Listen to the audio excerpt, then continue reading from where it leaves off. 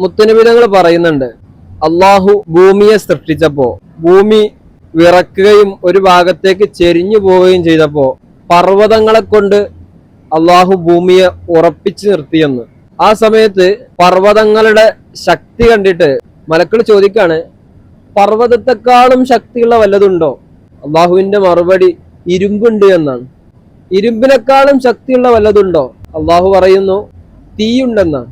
തീയിനേക്കാളും ശക്തിയുള്ളതുണ്ടോ എന്ന് ചോദിച്ചപ്പോ വെള്ളമുണ്ടെന്ന് പറയാണ്. അപ്പൊ വെള്ളത്തെക്കാളും ശക്തിയുള്ള എന്താണ്? കാറ്റാണെന്ന് പറയാണ്.